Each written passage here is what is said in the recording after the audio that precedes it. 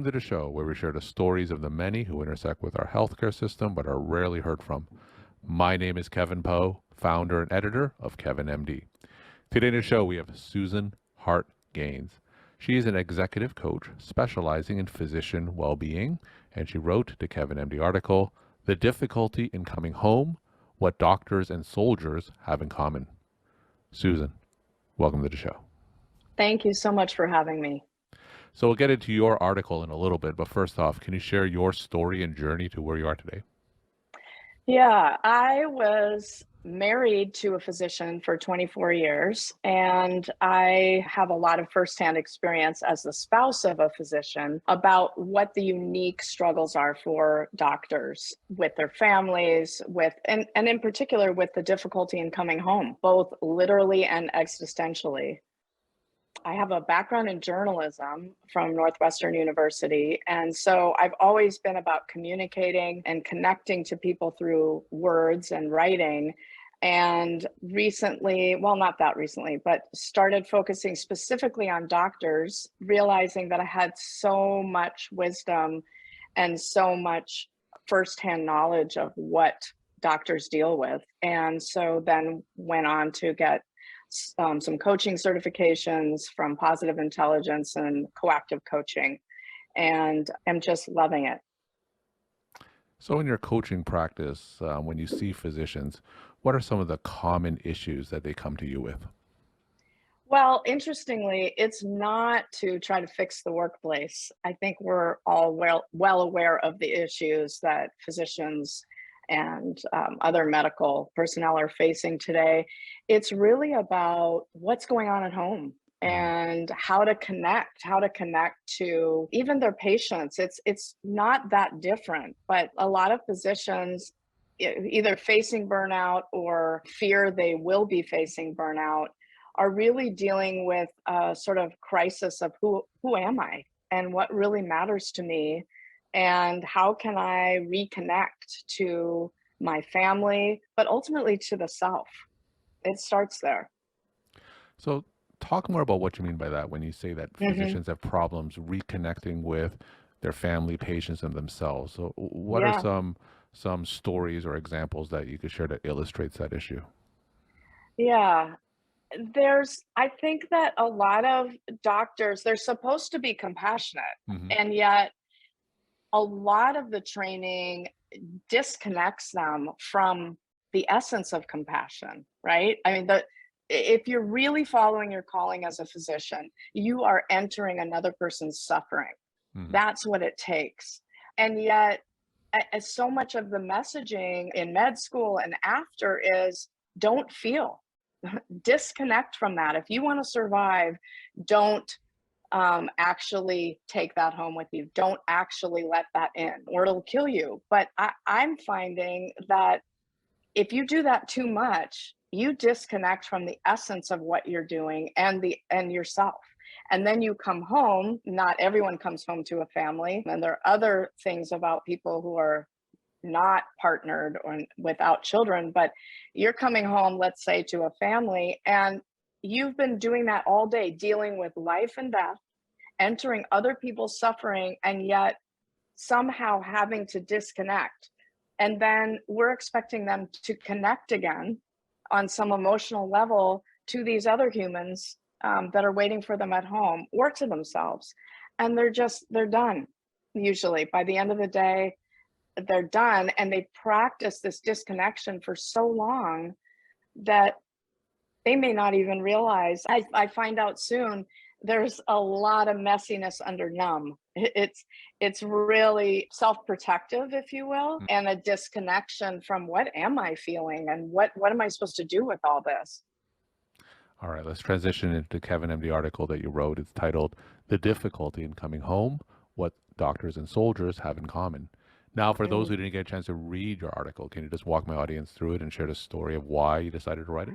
Yeah, I was actually coaching a soldier, and I coach doctors, of course. And I started hearing some reverberations that were similar. And it was this idea of who am I? when I get home, and how do I connect? And it manifests in different ways, but it was essentially this sort of inertia. I don't know what to do. I just sit on the couch and watch TV. And then other people just feeling like they couldn't reconnect to their people at home. And I started thinking about my own life, being married to a physician, and this was a long time ago, but just that frustration of, come on, tell me what's going on, what happened, where are you? And realizing that what we're asking doctors to do, and soldiers, and I think it's almost been better documented with soldiers, that they're entering into this life and death stuff every day, Hmm. not all specialties, but some of them.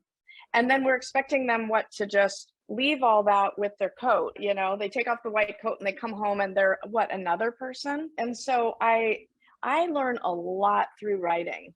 And so in the writing of this is what I discovered beyond the cliche of the battlefield, and that's been written a lot about. It's like, what's the real essence of what both groups of people struggle with? And it's this coming home. Mm. How do you come home, both every day, literally, and existentially and metaphorically? But really, I it's coming home to the self. And yeah, I think that doctors have for so long been training to do this thing that nobody was training them. Nobody was talking about the importance of self-care. And I want to call self-care much deeper than a bubble bath and a massage.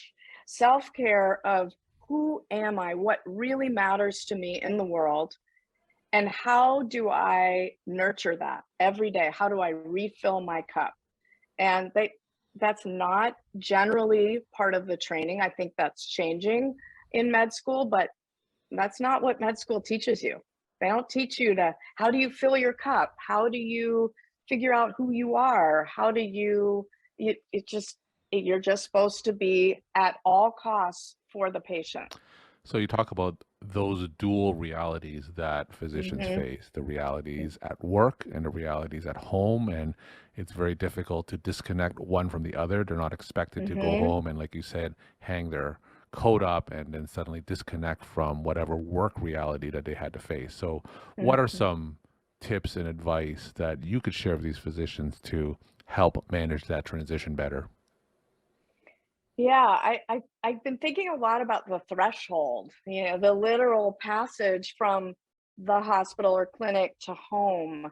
And I've been getting some good information about physicians who have been working on this. How do you transition? And even for that matter, transition from patient room to patient room. Hmm. How do you not carry with you Yeah. all the stuff from the last one and be fully present for the next one?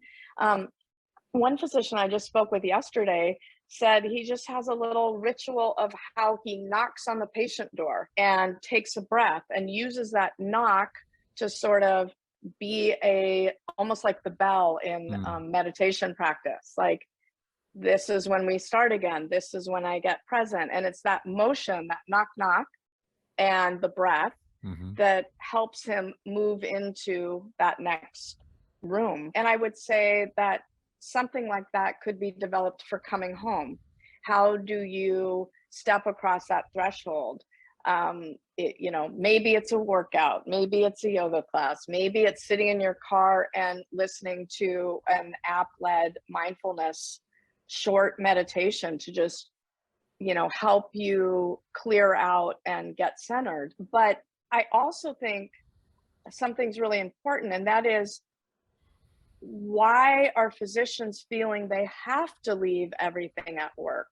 I mean, if I knew then what I know now, I think I would have understood that there needs to be a bridge between the hospital and what physicians are dealing with and home. And Mm. what is that bridge? That bridge is stories. Mm. Tell me a story about your day, a real story, a story of, it was boring, or it was, or it was frustrating, or maybe there really was a life and death, but share with your heart what actually happened. And I think a lot of physicians, and I don't know if this is more males than females, I think both. I happen to have more male clients, but there's this idea that you're supposed to leave work at work. But physicians are, this is not just a job.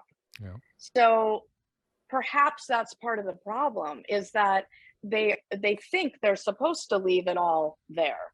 Bring it home. What does it look like to bring it home? How can you use your stories to transition into this other life and help your partner, your children understand where you're coming from every day? I've had several physician coaches on the show, and they've written on my site, and I'm always interested in asking what are the triggers that cause a physician to seek out coaching, because I think what you're describing is actually quite common in terms Mm-hmm. of what happens in a lot of clinicians' houses, but only a Yeah. minority of them actually take that next step and try to help themselves by seeking coaching. So, among Yeah. your clients, is there a Mm, specific trigger or mm. something that takes them to that next level and seek a coach like yourself? Yeah, I love that question.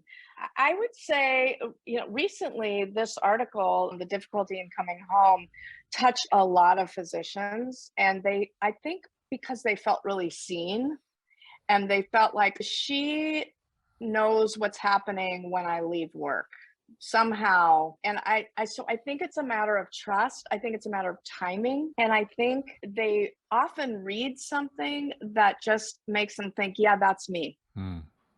That's me. And maybe this could help me. I think there are a lot of physicians and people in general, but physicians in particular, who think, I got this. I'm not supposed to need help.